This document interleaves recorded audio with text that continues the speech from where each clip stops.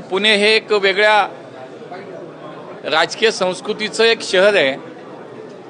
इथे राजकीय परंपरा संस्कृती जपल्या जातात। त्याचंही उदाहरण आज आपण सगळ्यांनी पाहिलं।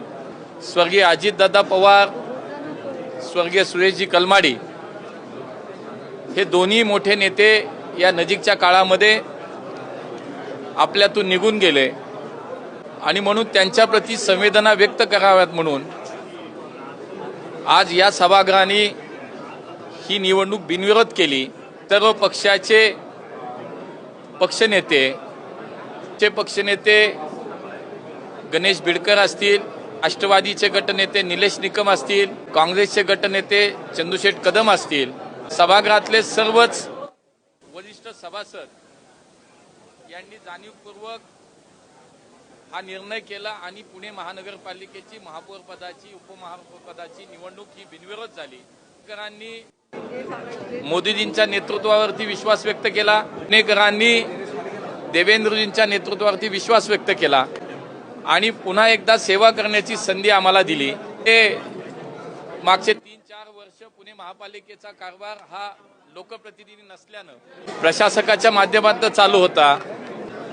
सर्वसामान्य माणूस त्याच्या दैनंदिन समस्या आणि या पुण्याच्या भविष्याचे मोठे प्रकल्प याच्यासाठीचे सुद्धा काही धोरणात्मक निर्णय होत नव्हते। समस्याला नेमका नागरिकांना कुठे जावं हा एक प्रश्न होता।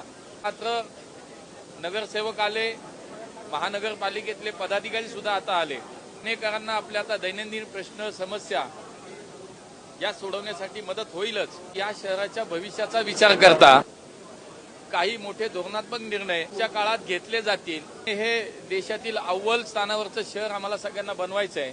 त्यामुळे या पुण्यातले अनेक काही प्रश्न असतील, 50-100 वर्षाचा विचार करून भविष्याचे काही विषय असतील, हे पुणेकरांनी ज्या अपेक्षेने आम्हाला निवडून दिलंय, पुणेकरांनी ज्या विश्वासानं आम्हाला या ठिकाणी आज पुन्हा काम करायची संधी दिली आहे, त्यामुळे ही निवडणूक आम्ही जिंकलो, परंतु ती जबाबदारी म्हणून आम्ही त्याच्याकडे पाहतो, कर्तव्य म्हणून पाहतो। पुणेकरांनी आमच्याकडनं ज्या ज्या अपेक्षा व्यक्त केल्या आहेत, ज्या भावना पुणेकरांच्या आहेत, त्या निश्चितपणे जो विश्वास व्यक्त केला तो सार्थ करण्याचा ठरवण्याचा प्रामाणिक प्रयत्न भारतीय जनता पार्टी म्हणून आम्ही सगळे नगरपालिकेतील आमचे सर्व पदाधिकारी निश्चितपणे करतील हा मला विश्वास आहे आणि त्यासाठी आम्ही प्रामाणिक प्रयत्न करू।